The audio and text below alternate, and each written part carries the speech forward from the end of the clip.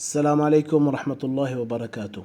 اخواتي، لازم ننوه على موضوع كتير مهم والكل لازم ياخد بعين الاعتبار لهذا الموضوع.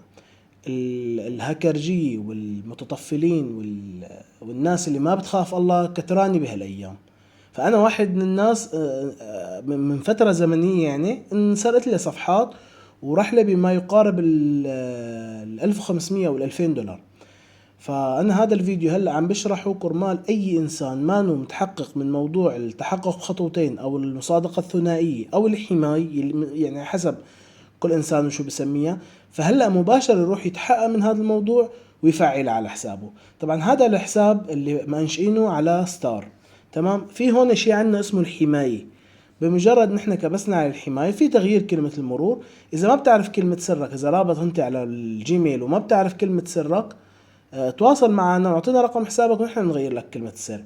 إذا بتعرف كلمة سرك اعمل تغيير كلمة المرور وحط كلمة مرور يعني صعبة، حط رموز وأحرف كبيرة وأحرف صغيرة بحال إنه ما تتخمن أو ما تتهكر.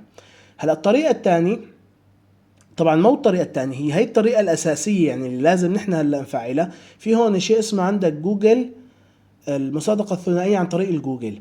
بنعمل اللي هي تأشير. بعد ما بنأشر عليها هون بيجي بيرسل لك رابط. لوين بيرسله؟ على الايميل اللي انت مسجل فيه الحساب. نحن بنروح على الايميل، هذا الايميل مثلا، تمام.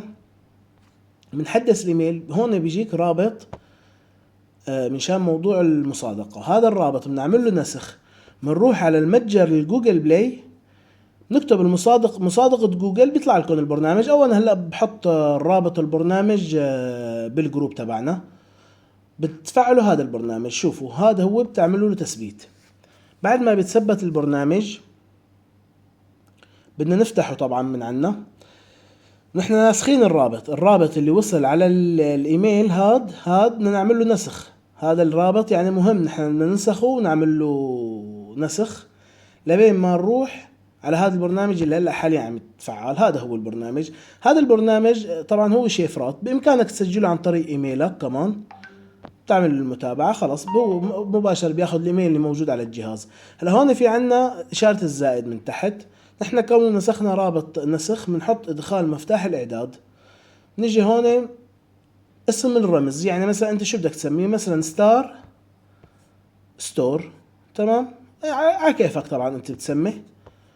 وهذا الرابط اللي نسخناه نحن بنحطه هون. بيجي معه فراغ بنعمل له مسح، هيك لازم ينحط، وبنعطيه اضافي.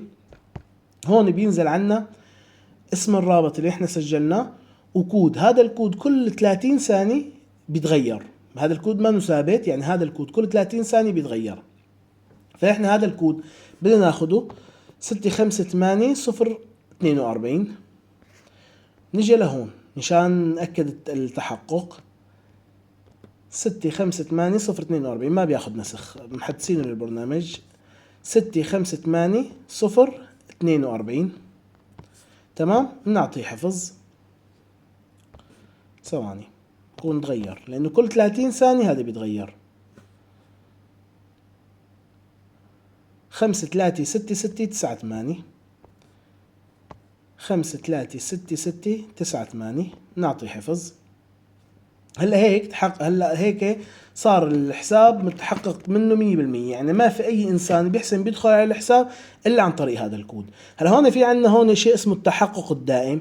هذا التحقق الدائم طبعا بدك ترجع تحط الكود مرة ثانية. هذا عند كل تحويلة بصير بيطلب منك كود، ما ضروري تفعله. هلا احنا اللي فعلناه هون مثلا نعمل تسجيل خروج، نرجع بنعمل تسجيل دخول عن طريق الجوجل مثلا او عن طريق الايميل وكلمة السر. اذا بدكم كلمة السر مثل ما قلت لكم لازم تحكم معي وتعطونا رقم حسابكم حتى اعطيكم كلمة سر جديدة. هون بيطلب الكود. هذا الكود بناخده من هنيك مثل ما قلت لكم، ما تنسخوا نسخ. 905170 905170.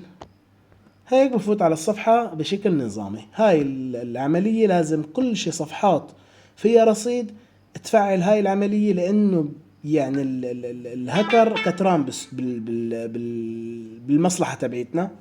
وكل واحد مسؤول عن صفحته، يعني كل شخص مسؤول عن صفحته إذا صار فيها أي شيء أو صار فيها أي سرعة.